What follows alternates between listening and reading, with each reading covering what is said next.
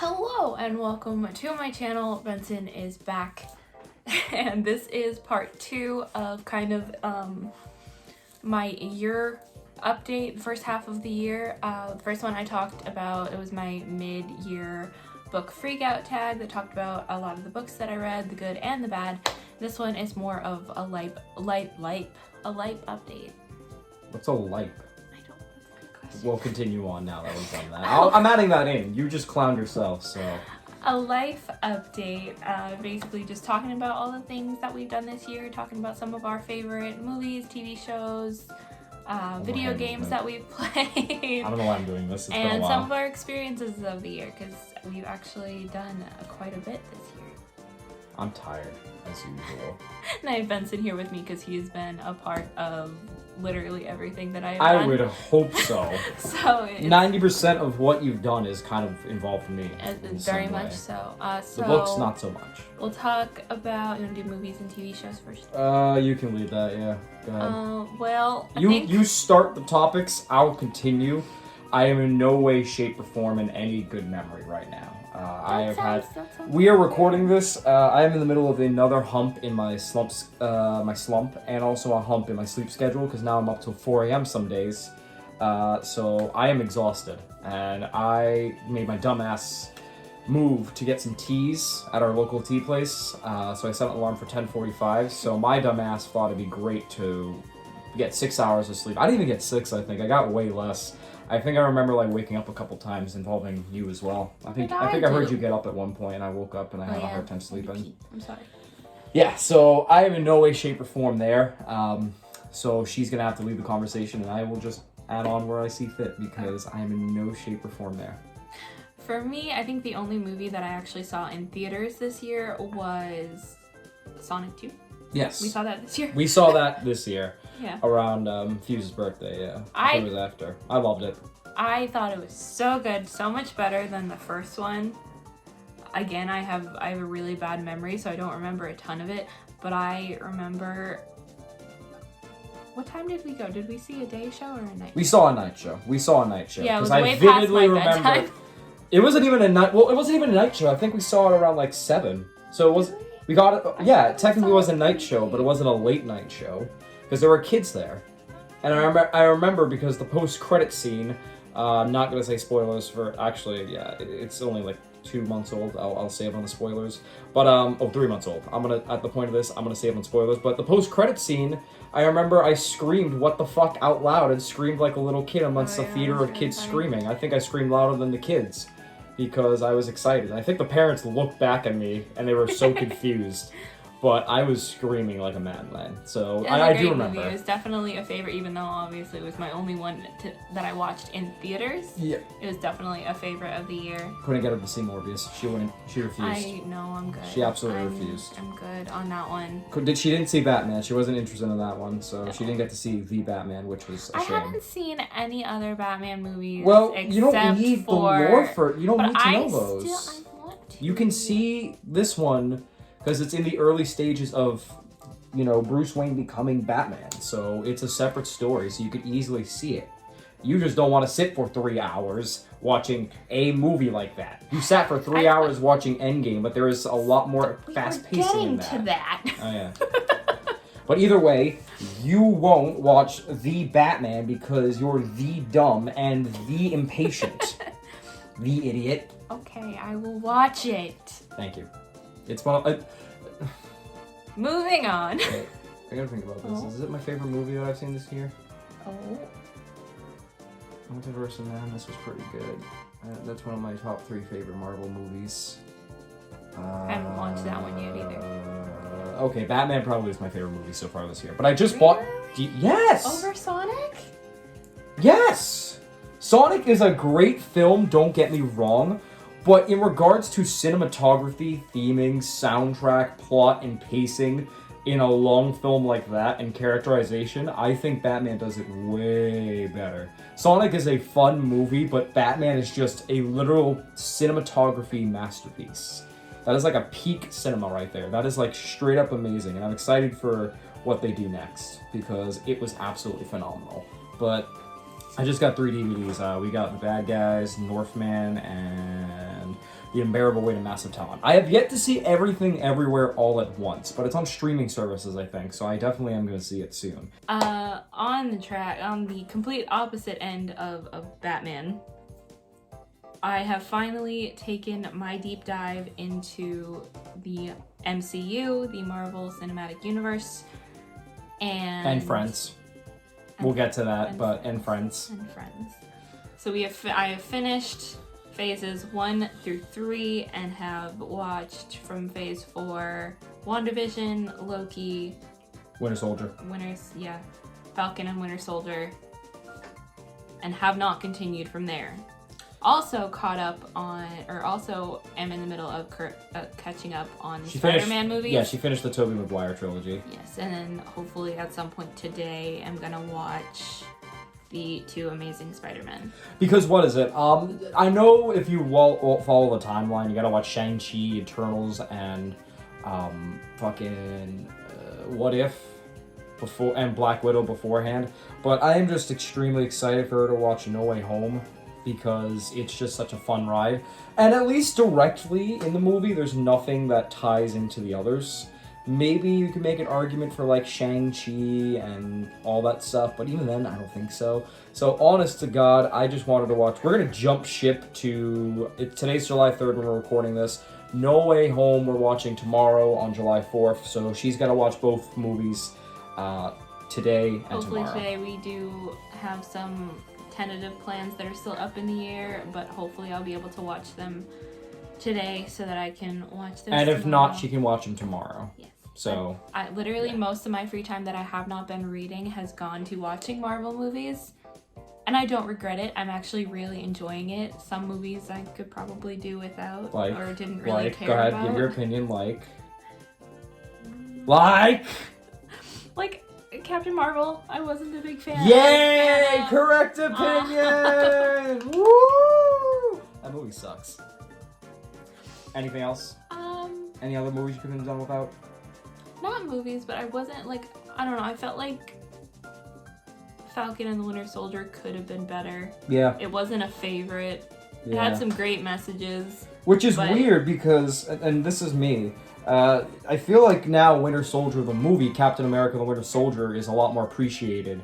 I remember when Multiverse came out on Twitter, there was a whole thread of which of these 4 could you do without, and there was Multiverse of Madness, The Winter Soldier, Ragnarok, and... I love Ragnarok. No. They're all good movies, but which one could you do without, though? I forget the last one. I don't know, actually. But it was like, which one could you do without? And a lot of people were defending The Winter Soldier, which is great because I have loved it. Always loved it. It's a great espionage film. So people that took away Winter Soldier clearly did not pay attention to that film whatsoever. Also wasn't the biggest fan of the first 2 Thor movies. Yeah. But I feel like Ragnarok definitely made up for it. It was definitely one of my favorite movies in the MCU. One of the favorites. Yeah. Wow. Along with, I think, Captain America Civil War is up there, definitely. Okay, what's the favorite? I don't know. What's don't ask me to rank them right now. What's the favorite? You don't have to rank them, you just gotta answer. I don't know. Favorite. Movies or TV shows, or both? Both. Loki Season 1. What the fuck? Here we go. Oh! Infinity War. I said I'd get rid of Ragnarok. Really? Out of Winter Soldier, Multiverse of Madness, Infinity War, and Ragnarok, I'd get rid of Ragnarok. It's a good film, but I think the other ones are so good. I'm very quickly making my way through those. I haven't had as much time to watch them because I am trying to prioritize my reading because my reading year has been shit. Do we have anything else for TV shows? Or movies that we watch? I feel like the only movies that Steven Universe! Yes, we're making our way through Steven Universe as well. We technically started that last year, but I'll count this. We're very slowly. Here. She's not exactly the best at this game. She's finally catching up on Kingdom Hearts. We're getting to video games later. Okay. We are making our way through Steven Universe very slowly. We don't have a lot of time to sit down and just watch and when we things. do, it's fucking exhausting. Yeah. Like our schedules right now are so. Yes, baby, you have bags in your eyes. So do I. Oh God, it's that noticeable. So do I. Man, it's gotten worse over the years. Carry on. Sorry, I'm a Anyway. distraction. It's okay. Carry on. Our work schedules right now are total opposites, so we don't have a ton of time to like sit down and actually watch things together, and I don't want to watch the shows he introduces me to by myself. Why not? Because I like watching them with you. But I introduced you to Marvel. The reason that I continued on with Marvel without him was because, again, our schedules, and because he wants me to catch up by the time Thor: Love and Thunder comes out. She needs to hurry the fuck up. Which is in less than a week. Well, now Multiverse is on Disney Plus, so now you have no excuse. Well, I'm working on it. Yes. But you have all this week. Steven Universe, I know a lot of people are probably going to ask, or some people are probably going to ask about Heartstopper. I have not watched Heartstopper yet. You don't know what Heartstopper is. Heartstopper is a graphic novel series following two boys, Nick and Charlie, and their growing relationship, and it's been super popular on BookTube because it just got a Netflix adaptation. Okay. It's a show that I want to watch so badly, but I haven't read the graphic novels yet, and we had the first copy at my job, and of course I didn't have the money to get it, and as soon as I did go to buy it, we were all sold I out. gotten it for your birthday. If I had known you were into that shit, I would have gotten it for your birthday. That's all good. Oh, okay. Wait! Wait! Cycle back! You gotta go back to Tobey Maguire. We're not off the Marvel topic yet. I'm sorry, I slapped her knee so forcefully. That was like an epiphany for me. I'm sorry. Please talk about Tobey Maguire. Okay. Okay. Wait. Give your ranking of the Spider-Man movie. The Spider-Man movie? Like we talked about after we watched Spider-Man 3. Give your ranking, and then we'll go into the Tobey Maguire. Okay, this video is gonna be really long. It sounds like the Game Dimension video. Alright, You said last place, I think, was 3. Yeah, you said last place was 3. Yes, last place was Spider-Man 3. My reasoning behind that, I feel like I was trying to do way too much in one movie, and what are you doing? No, carry on, please, carry on. I feel like I was trying to do way too much in one movie, and it easily could have been split into 2 to make it more enjoyable. If I remember the story correctly, if I may interject real quick, Venom wasn't originally supposed to be a part of it, but then the studio was like, no, we want Venom, and then Sam Raimi. So, there you go. But I liked what it did with all of the aspects if it wasn't in one movie. I like what they did with every single with all of the aspects in the movie. But it was too much for one film. Still a good film. It's just a messy film, and messy films can be good and enjoyable in a way. And also, I never made this point. The 2000s cringe that you said that you could see sometimes in the first movies is acceptable in this one. I feel like because it's legitimately a nerd trying to be cool. And it's fucking awesome. Her face, I should have recorded. I was expecting you to. I should have recorded her first hearing of when he said, "You want forgiveness? Get religion." That was my favorite facial expression of all time for you. Your face dropped so fucking bad. And I quoted it too. I said it that whole movie I quoted a lot from those movies, but that movie was the most quotable, obviously, for meme reasons, so Bully Maguire's entire part, she was like just trying to hear the movie. But it was fun. It was fun, but continue. And then what did I say next? I think you said Homecoming. Homecoming. You said Homecoming, yeah. Again, liked it. Wasn't a big fan of I wasn't sure how I felt about Michael Keaton playing the Vulture, and I think that took away some of it. I don't know, it just wasn't a favorite, and I felt like it could have been more. Also, couldn't get past Tom Holland's accent. This is, during his starting, that was funny as hell. Also, and we'll go over this with Far From Home, I guess, but continue. There's another reason, but continue. Wait, what are we talking about? Why the movie, but please continue. That's all I gotta say about Homecoming. Okay. Then I think I put... And this is based on what she's seen so far, by the way. So No Way Home she has not seen yet. The Amazing Spider-Man she hasn't seen yet at this point, nor she's seen Spider-Verse. But please continue. I think number 3, I put... You put the first movie. The first. You put the first Spider-Man Spider-Man. 1, just because. Okay, it was a great movie. I could not get past the 2000s movie cringe. Fuck you. It was a good cringe. But I couldn't get past it enough to rank it any higher. Which is weird, because as much as I love Spider-Man 2, I thought there was more cringe in the second movie at points. I think it was just Kirsten Dunst acting. It was just, to me, it was just super cringy in a great way. It was a great movie. It was loved great. It. It's great. But and I couldn't get past the cringe. I mean, yeah, continue. Continue. You can tell me your opinion. I'm not gonna be mad. But it's so good outside of the cringe. It's a cringe. You're gonna look me in the face and tell me William Dafoe did not fucking carry that movie? Honestly, yeah, no. The Green Goblin was probably my favorite part of that movie. It was so funny. And it's a role that, like, I was, like, laughing to myself for some of it because it's a role that I could see Benson playing perfectly. I could never. I feel like you could do that role so perfectly. I can never in the footsteps of William Dafoe. I feel like any other Goblin is, like, unworthy compared to William Dafoe. That is just unbelievable style of his, but but it's so good beyond that. Like, I mean, come on, Uncle Ben's death, Spider-Man, like, just his progression trying to understand himself. And if I wasn't ranking the movies, like, from, like, the next 2, then I would have put it higher. Okay, fair. But I'm so surprised you put one below this next one, though.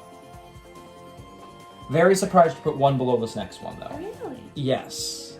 I would definitely put this next one. I'll say it for you. It's Far From Home. Number 2 is Far From Home. I would have put it lower because of my issue with Homecoming, which I hinted at and was tied into this. It's not a Spider-Man movie. It's a great movie, but it doesn't entitle Spider-Man. It basically, and this is Homecoming too, but especially this, it feels like literally Spider-Man is just still in the footsteps of Iron Man, and he's trying to break free, but then, of course, you know, they reenacted him doing his suit recreation with Back in Black. You know, it's a good old joke where he mistakes AC/DC for Led Zeppelin, and he just goes, "Oh, I love Led Zeppelin!" Like, it's funny, but also, too, like, he still has the suit. He still is in the steps of Iron Man Jr., unfortunately, and it's good, don't get me wrong, because it helps in not just Spider-Man, but Tom Holland's Peter Parker's growth as just a person, because now he's no longer just, you know, at first when Iron Man first found him in Civil War, he was Spider-Boy, essentially. No one took him as seriously. Then in Homecoming after Civil War, you know, he's doing his neighborhood duties as Spider-Man, your friendly neighborhood Spider-Man. But then also he's still got the Iron Man Jr. behind him because he's grounded from Iron Man in that movie. And then in this one, he's fighting a villain that is just an ex from Stark Corporations. Like a disgruntled guy. And Mysterio was great up until that point. I loved him. I knew, as a man who knows Spider-Man like the back of his hand, I saw Mysterio and I was like, oh yeah, he's gonna be the villain even though he's gonna pretend to be the good guy. Because Mysterio is essentially just a big old dramatic actor that has special effects. And granted, it is clever they tied it with the technology for special effects of Stark and corporations, but like, fuck, that's so disappointing still, that Mysterio is just a disgruntled guy instead of just like, you know, someone else. And I get Iron Man had a huge impact on the world. Like, obviously, after his death, he's still impacting people and blah, blah, blah, part of the Marvel Universe. I get it. But, like, you couldn't let us have this one time where a Spider-Man villain wasn't tied. We got that with Michael Keaton as well, mind you, too, with, like, fucking, he was just a deconstruction worker kicked out of, like, the field by Stark Corporations after the battle in New York, I think it was. Yeah.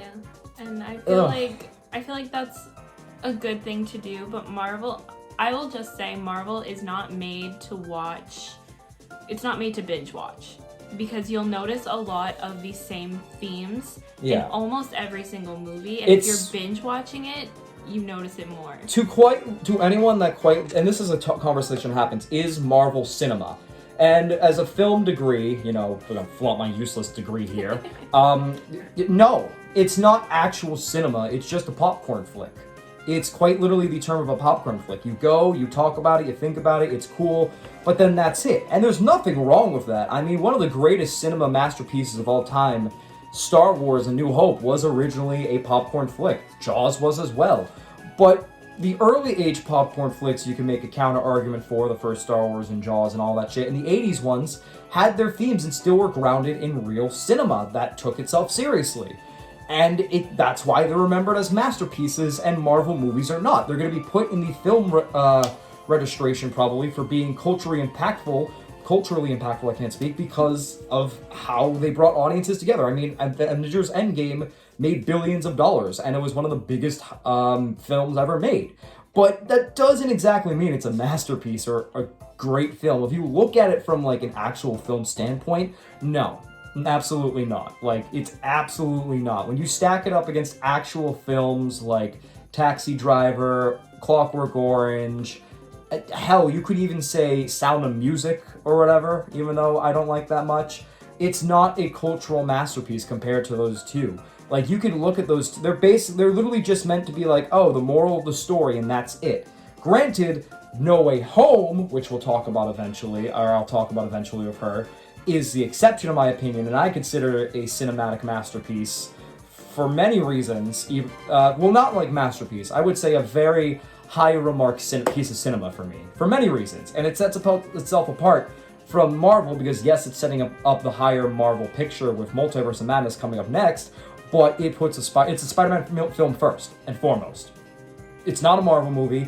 The other Spider-Man movie feel like they were just tying together into the larger picture of Marvel. And that's why you got disgruntled guys like Mysterio and Vulture, which sucks. And I would have made the exception with one or the other, just not both. Like, I would have been fine. Vulture, I can totally see. Mysterio should have been his own guy. He should have been his own guy. He should have had his origin story, just like in the comics. But, like, Vulture, I can see as a disgruntled guy. You know, it makes sense. He's a down-to-earth, bluegrass collar type of guy that got kicked out for construction. But Mysterio should have been his own villain. And I just don't get that, you know? But, I mean, hey, No Way Home is, again, a cinematic quality of life that sets itself way above the other Marvel films. I can argue that Multiverse of Madness, from an aesthetic standpoint, sets itself apart too. It's really fucking good. But it's still a Marvel movie, granted, and it's not the best, but I would argue that it's one of my favorites in the Marvel universe because Multiverse of Madness and No Way Home are actually having their own style and their own way of setting up the bigger picture, but also being like, we're still our own entities. We're setting things up, but we're not going to throw it in your face as much because you already had the seeds before. And it's great that, you know, Phase 4 seems to be getting its own style of different movies. I mean, Shang-Chi was, you know, its own type of Matrix action combat, you know? It had its style. Multiverse of Madness, listen, okay? Big fan of Multiverse of Madness, top 3 movie for me for Marvel, but it is not a horror movie. It is a sprinkling of horror because Sam Raimi made it. Anyone that thinks that this should have been rated R or that this is a real horror movie needs to touch grass because it is not. It has touches of horror and it's there, but it's not a full-blown horror. It is still, at the end of the day, a Marvel movie. It's meant for silly fun, but Sam Raimi adds his own personal flair to it because he's an absolute genius like that. That's just how it is. Where are we going with this again? Oh wait, Far From Home. Far From Home, yes. I connected all the dots so much that okay. Far From Home. I love you. I connected the dots and then I went so far out connecting everything together that I completely forgot for a second. Okay. It was cute. It was so cute. Far From Home. I just had to let you go. So Far From Home, I'm surprised because Spider-Man 1 is an actual Spider-Man movie. But, like, and it follows his growth without tying anything down. And if anything... And if maybe I had that nostalgia to watching it in the 2000s, my opinion would be much different. Yeah, I mean, so I'm curious, what makes Far From Home better than Spider-Man 1 to you? Because I feel like Sho's gonna watch this and he's pissed right now, because that's his favorite Spider-Man movie. I love you! That's his favorite. Sho, I don't know if you're watching any of this, but that's your favorite Spider-Man movie. Granted, I put it in the middle too, but that's because Spider-Verse 2 and No Way Home are just top tier for me. But please. I don't know what it was about it. I feel like, okay, so originally when I was making my ranking, actually, Far From Home was in first place. And then Benson brought up the point about him just living in Iron Man's shadow and like the whole Mysterio thing, and I realized that the whole like living in someone's shadow is the reason that I didn't particularly fall in love with Falcon and the Winter Soldier, is because that's exactly what they did with Falcon, with Sam. True. And that kind of like pissed me off because he's his own person, and I love Sam's character. So like to compare him to Captain America, I mean, it was bound to happen, but the amount of times they did it, I will agree. Yeah. Right. So I swapped them. I don't know what it was about it. I don't know. I think I just love watching Spider-Man or Peter grow into the Spider-Man character and figure out exactly what he wants to do, and it just worked for me. It just worked better in Far From Home. I mean, to be fair, Tobey Maguire is just graduating into college. He's graduating from high school into college in the Spider-Man one. This one's Tom Holland is still in high school, which I can technically understand because he's still a kid. Which, yeah, I mean that makes sense, I guess. But I still think Spider-Man 1 is just amazing. I mean, Green Goblin is a far superior villain compared to the Mysterio that we got. I just love him. I love the duality of it all. And again, I feel like the problem is that Spider-Man in Tom Holland has a father figure that in some way, shape, or form either dies or turns into an asshole and then dies. In the first two. In Tobey Maguire, Uncle Ben dies right in the first 20 to 30 minutes. That's the end of that, and he's struggling. And the closest you get is Green Goblin. And he even says, I'm a father figure to you. But Peter moves on with his life, acknowledging that Ben was his father figure that he lost, and he's just struggling to find himself without someone's guidance.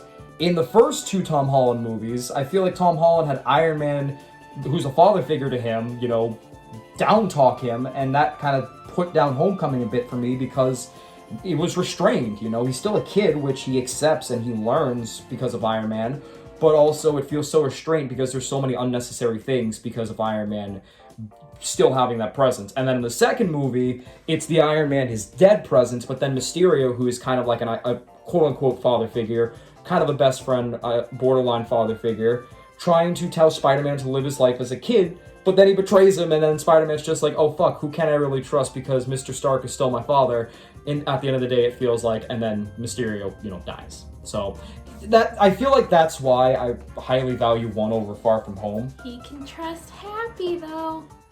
I ship them so hard. May and Happy?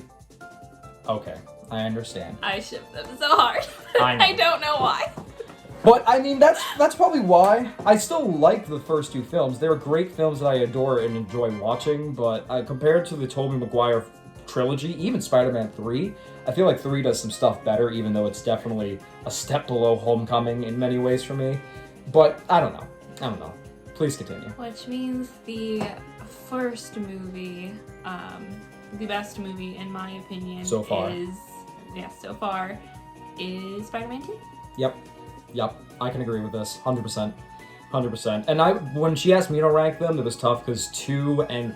If we were going off the movies that she's watched, it was tough because even now I go back and forth between 1 and 2. Beforehand, if you asked me before the rewatch, I would have easily said 2, hands down. But rewatching 1, knowing what I know now about No Way Home and just the character progression in that, and just all around what makes a Spider-Man character and movie after playing the games and the other comics, it's a tough, close one. And even now, I'm still going back and forth between which of the 2 is better. Because 1, granted, Alfred does an amazing job as Doc Ock. Absolutely amazing job. He is iconic. He's great. But William Dafoe is better. Spider-Man and Peter Parker are great in 1, but the themes and Mary Jane and just trying to balance his life and all around becoming Spider-Man are better in 2. It's tough. I love both of them almost equally, and I cannot decide. So this is your video. What makes them good for you? Let me hold my hypothetical mic. What makes 2 the favorite for you? I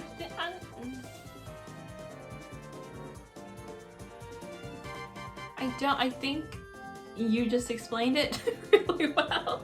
I did? I think so. Oops, I stole the spotlight. I'm sorry. No, that's okay. I feel like you put my words the exact way that I wanted to put them. but I don't English. Well, just rewatch that segment, ladies and gentlemen. Now you know. Now you know. Okay. All right. So, all around, your thoughts on the Tobey Maguire trilogy? I liked them. I think if I had that nostalgia with them, watching them when I was a kid, I would have liked them a lot more. I mean, I can acknowledge the cringe, and I have that nostalgia, obviously, but I can still acknowledge the cringe, and yet I enjoy them with all my heart. I just feel like they weren't absolutely mind-blowing to me. Okay, fair. Not the best movies I've ever watched, but definitely not the worst. It's a generation thing, because Sho and I were talking about it, and we mentioned how you still slightly like Tom Holland's more. And this is a conversation all around on Twitter with Andrew Garfield, Tobey Maguire, and Tom Holland. And Sho and I sort of echo the same sentiment. I believe we echo the same sentiment. Tom Holland's just an all-around better Spider-Man in regards. And you'll definitely exemplify that in No Way Home. But in all honesty, Sho and I have said this millions of times when we talk about it. And the more, after that conversation, I've seen it more on Twitter, where basically Tobey Maguire is the best version of Peter Parker. And Andrew Garfield is the best version of Spider-Man, but Tom Holland is the best of both worlds. It's just, unfortunately, you don't see it until No Way Home, because there's always that Iron Man shadow in the first two movies. If they weren't just setting up bigger pictures in some way, then people would definitely agree more about Tom Holland. But unfortunately, you can't undo that anymore, and No Way Home is probably, at least so far, the best representation of Tom Holland as Spider-Man, and why he's definitely the best all-around of both worlds out of the three. Yeah. I think that's all we have to talk about for movies and TV shows. I'm making a letterbox. Please follow. I'll do more, I promise. Please continue. Alright, I think we got a little bit off track with that one. we weren't. It's still on topic. That's alright. I was on topic. What are you talking about? It's 34 minutes though, so I don't know how much storage you have, so we might... I have a decent amount. You have a good amount still? I okay, checked, yeah. Okay, good. Well, I know you have another video that you want to film, so I don't know if we're gonna... I have my laptop. I know, but also I know we're not gonna get to it today probably, so we'll see. Now I want to talk about video games, because we have quite a few exciting video games that we have played this year. Yes. More so me, but I'll talk about that on my channel at some point. You can talk about it now. Well, I mean, the podcast thing I have in mind. The podcast style, freelance. Whenever I get to that, I don't fucking know at this point. My life's gone off the rails, and I'm just, free falling into the fucking abyss. So I'm just gonna let it ride at this point. We're gonna see how it goes. Please continue. So, some of my favorite games that I've played this year, I played Pokemon Legends Arceus quite a bit. Yes, you stole my copy. I did. I really did, and I don't care. I know. Which was really fun. Something that I'm still continuously playing, trying to complete that Pokedex. I haven't completely finished the game yet. Nerd! But yeah, hurry. Scarlet and Violet are coming out. TikTok. And I am busy playing Arceus. Well, Scarlet... You can have Scarlet and Violet for a couple months. I will keep going with Arceus. Okay, cool, because it looks like there's online co-op throughout the game, so now I can link up with the buddies. Please continue. I finally finished the story for Spiritfarer, which absolutely broke my heart. I do still have a couple of side quests that I was going to say, don't you have the DLC as well in the updates? Because those have been updating, I thought. Maybe. Yeah, I was going to say, there's been some updates, free updates as well. Lumberjack is an indie game that came out very recently, where you play as a bear trying to protect your home from humans. It's such a cute game. Yes, you can pet the dog, but you can also pet the people. It's such a cute game that I've absolutely fallen in love with. And as Benson said earlier, I have finally...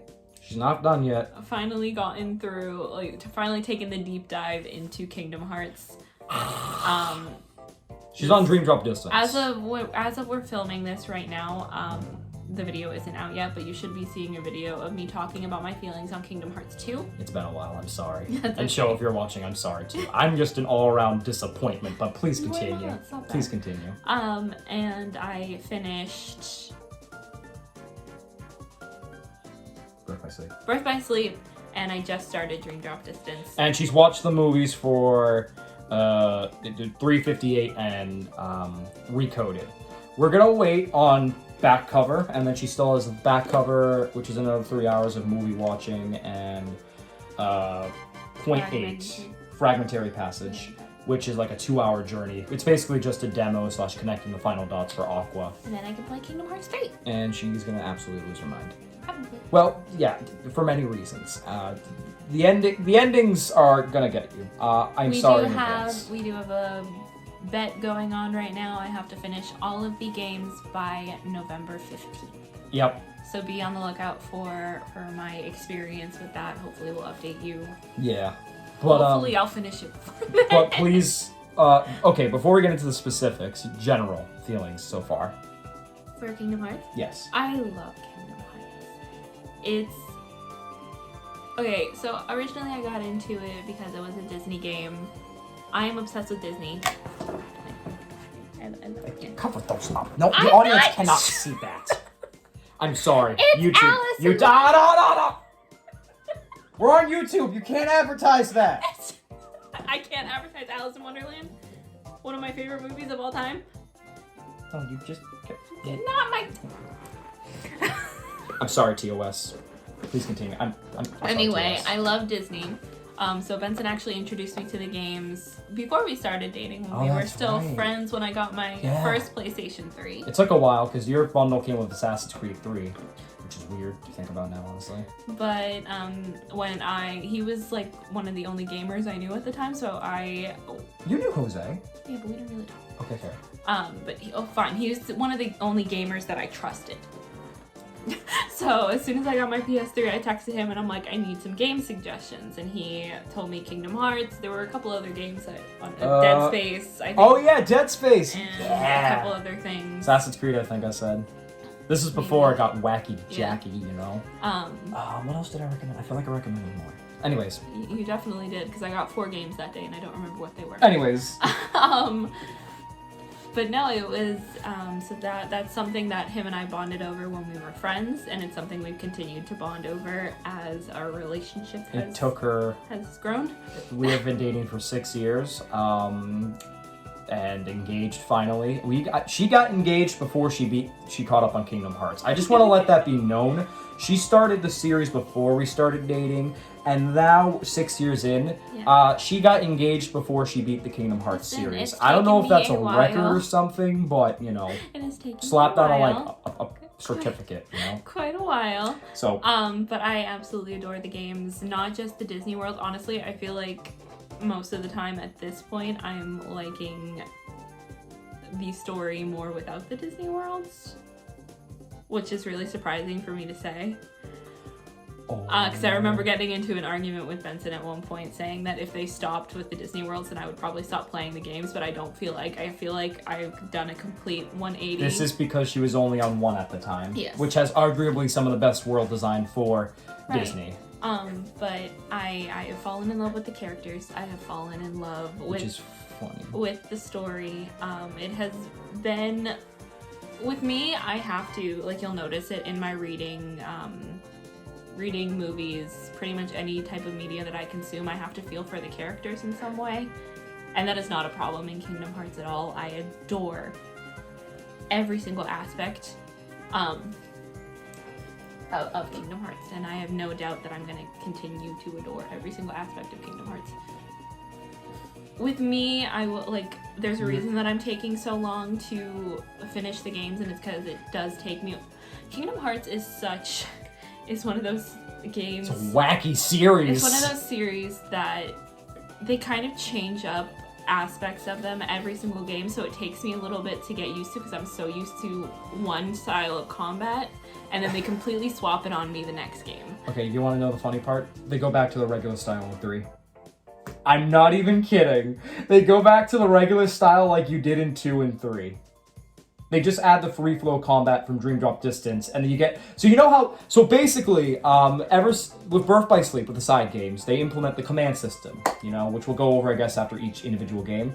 Which... We're not going to cover each game. Okay, fine. Because we still have so much to talk about. Okay, we'll speed run each one after, but the command system, essentially, instead of a MP bar and all that stuff from Magic, you get commands, which, you know, she's been doing a lot with the abilities as well. It's not automatic like Kingdom Hearts 2 or 1. That's still the thing in Dream Drop Distance. They go back to that in 3. There's an MP bar from Magic. The only added thing is the free flow, which from Dream Drop Distance. And there's a lot more parkour. Like, literally, you Naruto run up walls, essentially. Are you okay there? You okay? Like I said, Kingdom Hearts always gotta keep you on your toes. How are we feeling after, Okay, let's go after each one. Birth by Sleep. General thoughts, really quick. Go. I made Benson sleep on the couch. I tried making Benson sleep on the couch. This is, it was the next game after 2, and this is where it starts getting wild, but also you feel a lot for the characters. I had my proudest gamer moment, or one of my proudest gamer moments playing, Birth by Sleep? Playing Birth by Sleep, though. What was it again? So all of the stories were supposed to take up to 15 hours, right? I beat Terra Story in 9. Around there, I think. 10 to 15, yeah. They're all 15, they're all supposed to be 15 hours. I completed Terra Story in 9. It helps that Terra's very combat heavy and does a lot more damage than take Ventus that and from Aqua, me. so she did a good job, all things considered. Good. But, okay, so that's your thoughts?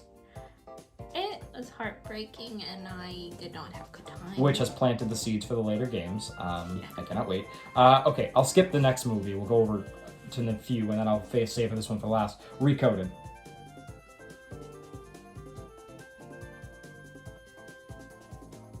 She couldn't have cared less, I feel like, other than that ending. It was okay. I feel like the ending part... Like that's literally the 3rd time we've revisited the events of the first Kingdom Hearts. They do that a lot, which is a pain in the ass. Dream Drop just...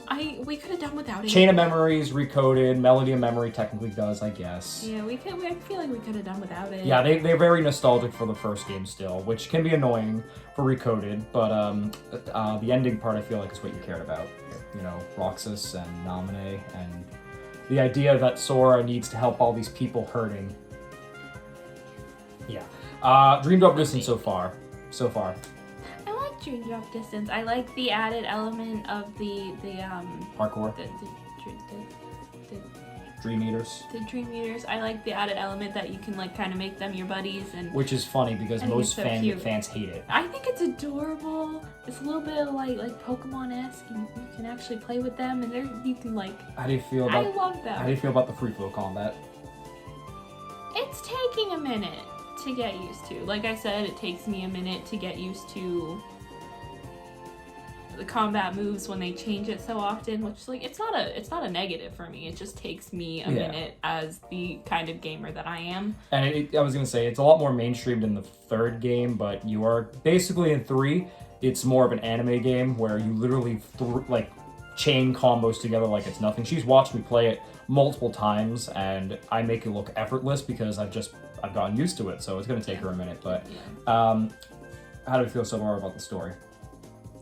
I like it. I also feel like the worlds are like a lot more expansive, like if that makes sense. How about that drop mechanic? That's annoying. That pisses None me of us like that. I don't think I've met a single fan who likes the drop mechanic. I like the concept. I like the idea. But it's annoying. It can get really frustrating really quickly. And to be fair, the other thing with me is I will say I did have my second proud gamer moment though, because Benson, I was in the middle of fighting a boss, right? Pocket Monkey, I believe it was, in Traverse Town. Yeah, I was in the middle of fighting a boss, right? And Benson was all like, "You're not going to beat him in time for the drop mechanic, and then you're going to have to start all over again." I think you beat it with 5 seconds left. Yes, essentially. I beat him, and I looked over at Benson over my shoulder, and I'm like, it was bitch. Funny. It was great. It was funny. She hasn't done that since. She's done nothing but the drop mechanic's done nothing since. I don't know if you've encountered it, because I think you've beaten boss battles before you have to like do the drop, but at least in the original 3DS game, I should clarify, she's playing this on the PS5 with the PS4 version, the HD remake. The original, if you were in the middle of a boss battle and you dropped, I think you had to essentially restart the entire fight. Have you had to do that yet? If I remember correctly. Did we not learn from what happened to me last time? Well, that was an enemy encounter, though. That was an enemy encounter. This is where I wish I wasn't on my break from streaming, because I was like, all right, and she got, what did you get? The ability, or you've got a defense raise, I think. And I was like, oh, that'll help you. And apparently, while I was gone, she was in the middle of a boss encounter, an enemy encounter for Riku, because she immediately dropped in, and she got shot and died. Literally 0.2 seconds. I literally said, as the famous final words, you might need that defense raise coming up soon, I bet. and she died.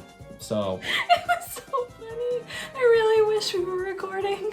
I legit, you couldn't script it any better. I'm sure you could find someone with a similar experience like that on YouTube or Twitch, You've had but one. it's insane. You've had one. You and Me? Connor. New School Arcade. What was that? The Ghostbusters. Oh! Yeah! The explosion. I miss that day. I miss that day so fucking much. But no. Anything else about Kingdom Hearts? 358 Days Over 2! Your favorite! She watched the movie, because the game kind of, when the combat system sucks. But how are we feeling after that one, especially? My heart. She has been crying several times throughout the series. She cried during Ven. She cried in Kingdom Hearts 2 multiple times with Roxas, such as the summer vacation being over, and then his final cutscene telling Sora he makes a good other. Birth by Sleep, I think she cried at the ending with Aqua and Ven. I think she cried when Sora was talking to Ven and basically took Ven in his heart, which is why Roxas looks like Ven. I think she cried during Terra's endings, essentially. I don't feel bad for Terra much. He caused all this. I should probably put a spoiler warning for Kingdom Hearts games because I feel like we've gotten into quite a bit of spoilers. Listen, it's fucking decades old. We're all grown adults here. Yeah, and not everybody has played the game. Fair point. I think you've also... But 358 days where she cried the most, I feel like. Xion. How do we feel about Xion? I didn't know how you'd feel about Xion, considering she was in that game particularly, but how do you feel about Xion? I like Xion. But I feel like there's a but there somewhere. No, but it's just, that's the hard thing to watch. These games know how to make you connect to a character and then rip them away in a matter of seconds. And it hurts. I think my favorite was watching you react to Lee and Xion's little conversation where he promised he'll always bring them back. Everyone says Roxas is the most tragic character. I feel like you can make an argument that Lee, or Axel as you call him, is one of the most tragic characters. Like, yes, Roxas doesn't have his own identity, he's pissed about it, which is understandable. Lee is right up there, I feel like. He watched both of his friends go through a crisis and couldn't do a thing about it, tried to do something and only made things worse, had to also be a double agent multiple times, mind you, and he's just watching all of his friends die. So, yeah. Alright, we are almost at, We are at a 50-minute mark. I don't think there's many cuts that we're making in this one either, so it's just a straight 50. That's alright. We also have more to talk about, so, anything else you need to talk about Kingdom Hearts before we switch over? God help me for what she's about to entail. Like, I swear to God, We'll do another, a part 2 update to this, like, She's- towards the end of the year. she's not going to be happy with Kingdom Hearts 3. I can already tell you right now. The final act and then the Remind DLC, she's not going to be happy with. She's not going to be happy with me at all. Because, let's just say, every single action now has a consequence for very specific characters. So, she's not going to be happy with me. And I'm probably going to be dead, so I'll start writing my obituary now when she talks about everything else. I think the only other thing that I wanted to talk about is some of our experiences over this past We're year. engaged. I was gonna save that for later. Okay, good. Well, I already said it earlier, though. Yeah, you spoiled it. Oh. Fuck. Hold on, we'll talk about it later. No, because we're working up to that. Okay, fine. What are some things we've done this year? We spent our days in existential crisis and dread while Besides America falls that, apart, and not just America, the world falls apart, because we are all just screwed. Continue. Anyway, we spent a weekend in Boston this year.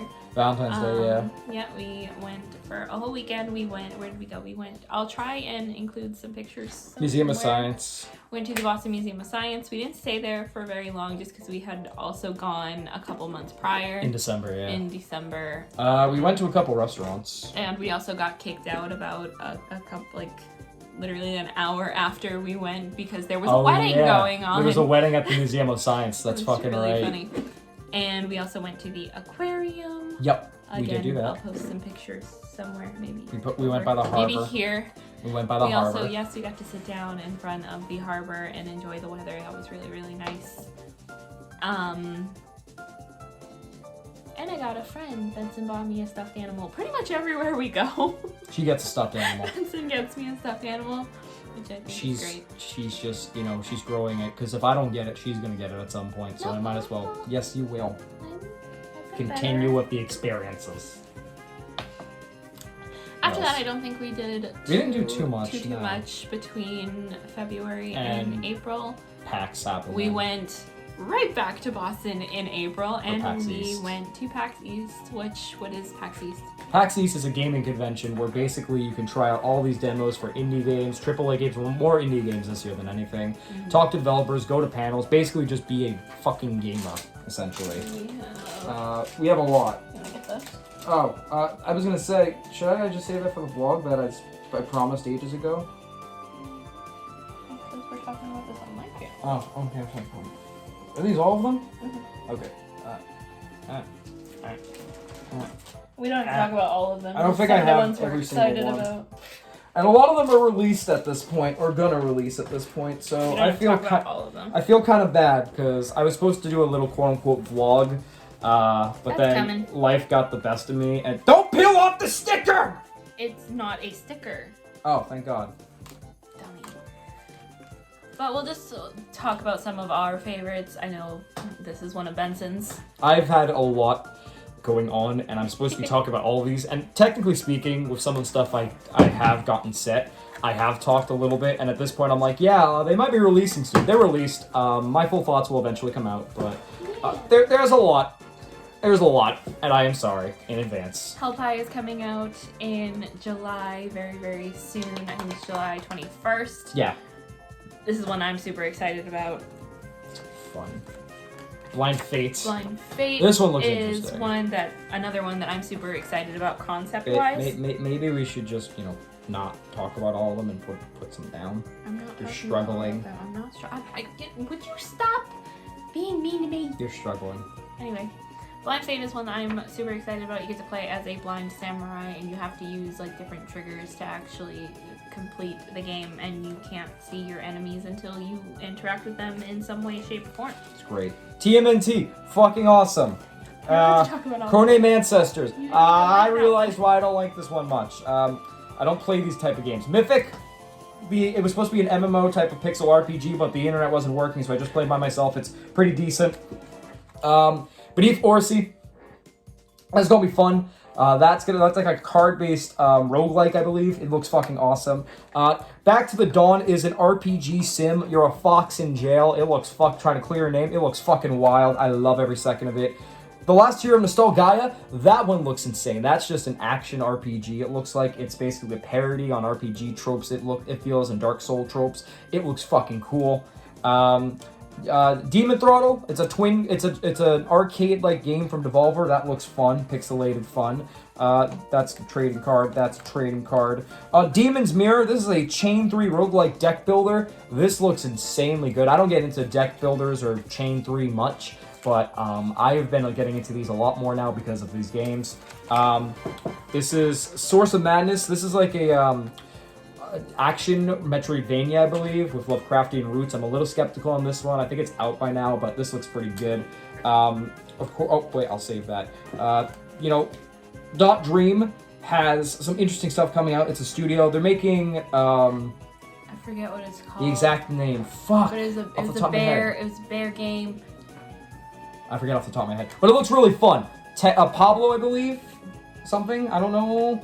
And then we went to a video game concert. Originally it was supposed to be, we thought it was a video game concert, but it was more of like a sort of just video game music at first with like a really beautiful orchestra or like string quartet. And then we got Ohm. PlayStation Go Beat. Yes!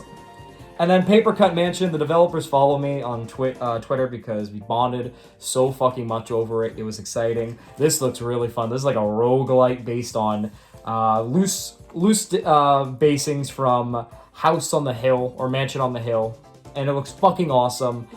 Betrayal at the House on the Hill. Yes, thank you for the full name. I keep messing up the name for some reason, even though it's one of my favorite board games. It looks fucking awesome. I cannot wait for this one. I don't want to say the release date. He kind of clued me in on it, but he's not supposed to. But all I'm saying is it hopefully is coming out very soon, and I'm fucking excited. It was a fun time all 4 days. It was really, really fun. We discovered some burger places. Where we were staying was super bougie, so trying to find a restaurant that we actually wanted to eat something in. We did not realize it was bougie. It was really funny. We did not realize it was bougie until it was too late. Yeah. Honest to God. Yeah. But yeah, that was PAX. I got engaged. Yes, and then we came home and we got engaged. It was great. It was great. It's a really nice ring. It is a gorgeous Our friend ring. MK helped me pick it out, so thank you, MK, for that. Yes, we have been, if you don't know Benson and my history, we have been best friends since middle school. And into high school, he realized that he liked me in our sophomore year. Skip carded me. I had That's a running joke. kind of a shitty relationship situation going on with my ex-boyfriend. So Benson and I didn't really get off to the best start in terms of that. He asked me out to our junior homecoming. We went together. He asked me to be his girlfriend after that, and I said no. Our friend Jose, him and I were playing Uno at one point. I guess I made a move that pissed him off, because then he threw a Uno skip card at me and said, "That's what you did to Benson." Please continue. So, I can't find it. Fuck, never mind. after that, a couple years passed, and I realized that I did like Benson as more than a friend. And, I was dating, and then I wasn't, and then I asked her out to prom, and here we are. And he asked me out to prom. Beauty and the Beast is my favorite movie of all time. And he gave me a little printout of Beauty and the Beast asking if I would be his guest to prom. And then after that, he asked me to be his girlfriend. And of course I said yes. Yes. And he asked me in a little bit of a... I was awkward and nervous, so she an said awkward okay way. in a confused manner. So, instead of saying yes, I said okay. So, flash forward 6 years, we're celebrating our 6-year anniversary. Yep. And he brings me around town to some of our favorite Locations. We got a tea, we got some lunch at our local cafe, and then he brought me to the library, which is where he asked me out the first time. Mm-hmm. And he filmed a vlog for PAX, which should be coming hopefully very soon. I had a plan. Yeah. I just want y'all to know that. I had a plan. It was determined, and then yeah. so much got in the way, and I am so sorry. in advance. So when we got to the library, he said he had to do a quick filming Outro. And what I didn't realize was when we were in Boston, he bought the ring. And yeah, it was really nice. He went to go film the outro and then said something along the lines of where one door closes, another one opens. He got down on my knee and he's like, "Well, will ya?" On your knee? On his knee. On your knee? Yes, my knee. I crushed her fucking knee until she said yes.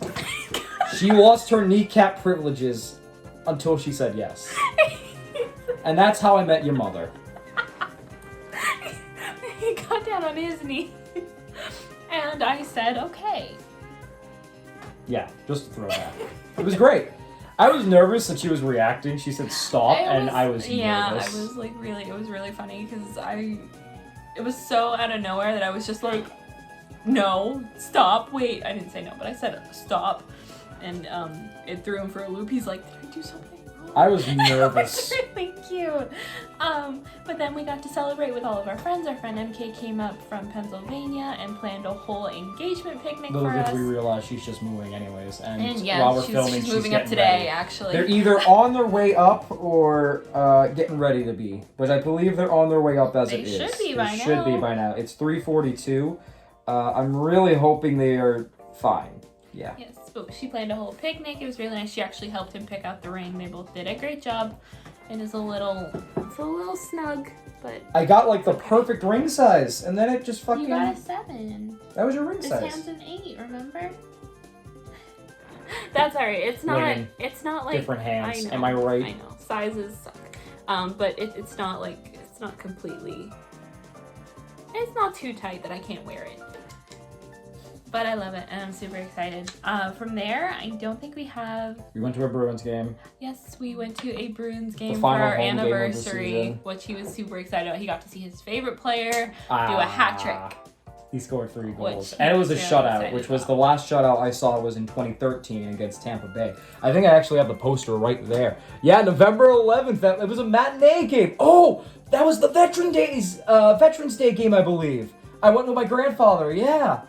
It was the Bruins Lightning. It was fun. It was a shutout for the Bruins, but also I saw someone got injured. It was not fun. Stamkos fell into the goalpost and it showed it on the Jumbotron, so you could see his knee hit the post and his lower part of his leg just go fucking loose.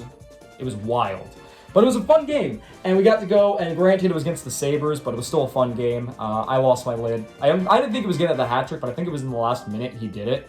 And nobody left the building at that point, I believe, but, you know, we were all excited. It was loud, and, yeah. I wish they didn't disappoint me like they do every year in the playoffs, but, you know, here we are now. Yeah. But it was fun. It was fun. Anything else? I think the only other thing that we've really done yesterday, we went back to Boston. We don't leave Boston very much. Not particularly, no. We went to Boston yesterday to see the immersive Monet exhibit with his sister and her girlfriend. And that was really nice. We went to see the Van Gogh exhibit, I think last year. Last year, yeah. It was definitely last year.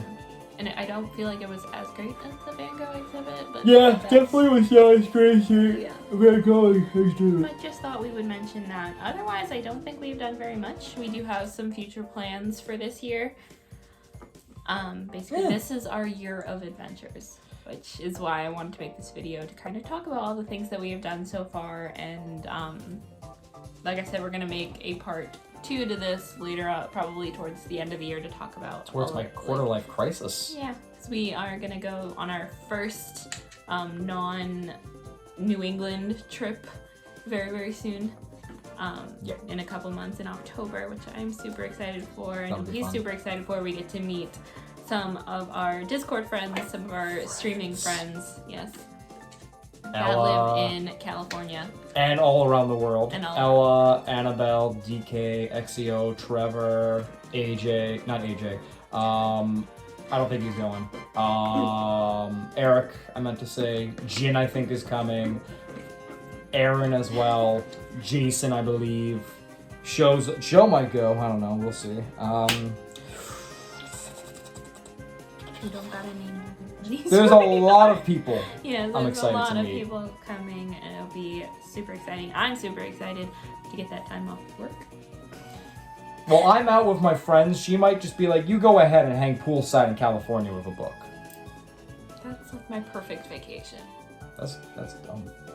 The only thing we're worried about is jet lag. Like neither of us, I don't think either of us have ever left the East Coast. So this is gonna be an experience. Most I've gone is Florida. Yeah. And that's, I don't even count that as the East Coast anymore. That's its own separate entity. It's just there. It's that little slab of dirt, you know? We're gonna go up for a few days before TwitchCon, Yep. and I think the Monday before is when we'll arrive. It's either a plane will be there or we arrive there. Yeah. And like just see the town. And I'm so excited. Oh yeah. And I don't know. Do we have any other plans? I don't think so. No, not really, I I think. don't think so. We might go to a Carly Rae Jepsen concert. Yes. I mean, I've gone to a concert, Anamanaguchi. I've been to a couple places. I'm going to see NSP with Show and Connor in September. That'll be nice.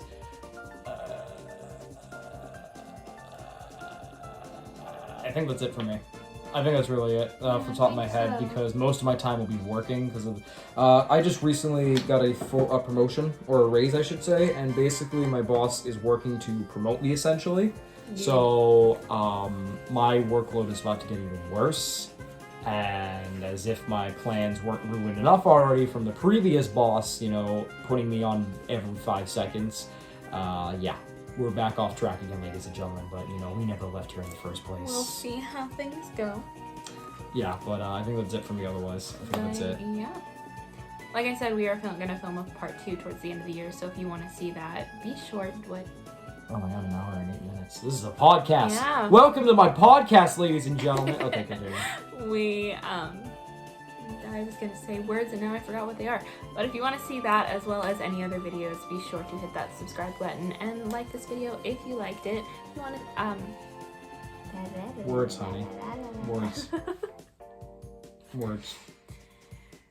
If you also want to see more from Benson, he has a YouTube channel. I will leave all of his links down in the description box below, as well as links to my social media if you want to see more from me.